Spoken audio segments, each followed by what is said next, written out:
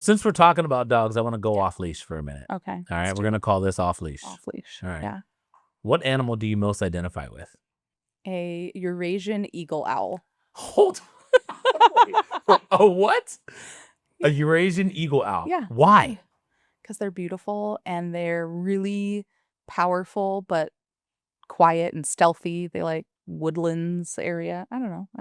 A Eurasian eagle owl. Yeah. Yeah. Out of all the animals, I Yep. did not expect that one. That is amazing. Good. I'm glad. What's the first pet you ever had? A dog. You didn't have a hamster. No. That was like the 10th pet I ever had. A dog and a goldfish were my first pets. A dog and a Yeah. goldfish. Yep. Nice. Most surprising animal you've ever treated in general? A binturong. I don't even know what the hell that is. I know. You have to look it up. What's a binturong? A binturong Is it a mammal? It is. Okay. It's all right. a South American carnivore. They're also known as a bear cat. So they kind of look like a in between a bear and a cat. A binturong. Yeah. What'd you do? I spayed her. You spayed her. I did. Cutest animal you've ever seen up close? Honestly, a baby opossum.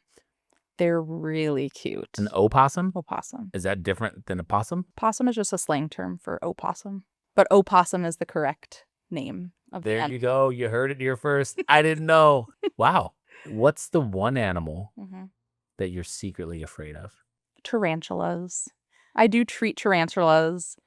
I secretly don't love them, and I feel bad saying that. What do you treat them for?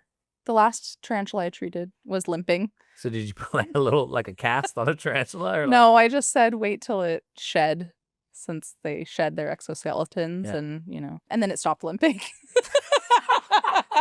So the tarantula comes in, you're like, wait till it sheds. Come back if it's no Pretty problem. much. I mean, we can give them some medications, but it was minor. So I just said, let's feed it so it sheds quicker, and then it stopped. So this lady who has treated a lion as her first ever case walked in a cage with a lion, like, no big deal. Let me just give you some diazepam, but can you just hold the neck? Is scared of a spider. A little bit. What's your favorite weird animal fact? Okay, well, it goes back to the binturong, but they smell like buttered popcorn. They release they have a specific odor. So buttered after popcorn. you treat a binturong, you want to go to the movies? Pretty Like, much. Is that the deal? Yeah, 100%. What's your favorite vet-related movie or TV show? Dr. Dolittle. I mean, we all want to be able to talk to them, so I honestly don't know if I know any other vet-related movie or TV show. What's harder to deal with? And this is a doozy of a question. Okay. The animal or the pet owner? The pet owner. Again, working in an open concept practice like mine, where the owner gets to be with their pet the whole time. Even if they want to watch surgery, they can. But it is totally different. You're dealing with an animal that can't speak and a person that's afraid because their animal is sick. So it's much harder to navigate that part. When you're operating, this is going to be maybe a tough question. Yeah. Have you ever lost an animal while you're operating? Knock on wood, I have not. Wow. I have in recovery. You're like, oh my gosh, what Yeah. happened? Yeah, unfortunately. It had nothing to do with the operation, you think? You think it was just... It's tough because some of the cases are like really significant ischemic injuries or really severe underlying diseases that are going on with these animals. But if we don't do something, they're not going to make it. Yeah. So it's like a lot of times we go into it knowing that we may not be successful, but it's still really hard to go into it knowing that. If animals could talk, Mm-hmm. what species would be the sassiest? Cats. Cats for sure. Dogs have owners. Cats have staff. That's what most people say. Oh my God. I have never heard that. Cats for sure. Cats for sure? Yeah. Oh my God. They would be the sassiest. One tool or drug you wish people knew animals used to? Honestly, like every medication that people use, animals use too. I give my But- dog Prozac Yeah. to calm it down, Yeah. actually. But I feel like that's like a good one that a lot of people can understand. It's the most misunderstood animal condition. Cushing's disease.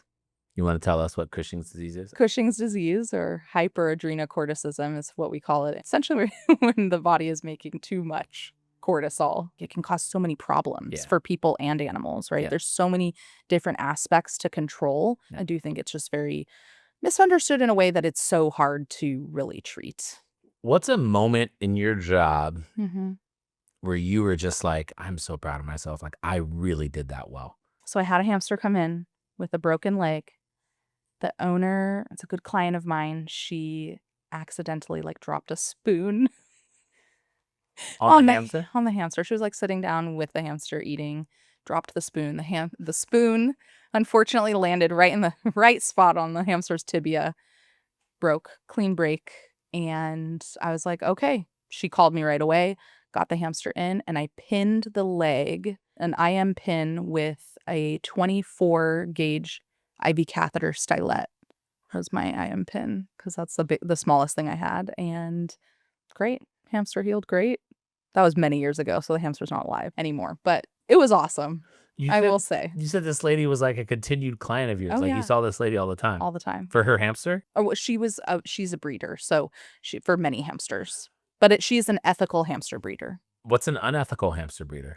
Most of the ones that you can buy from PetSmart, unfortunately, because they're just being bred like crazy just to be able to be sold, but they don't have the best genetics. So she's really trying to change that about the industry and breed hamsters that don't have any problems. A lot of the hamsters in the pet stores have these like really cute little smushy faces, kind of similar to like a French bulldog, Yeah.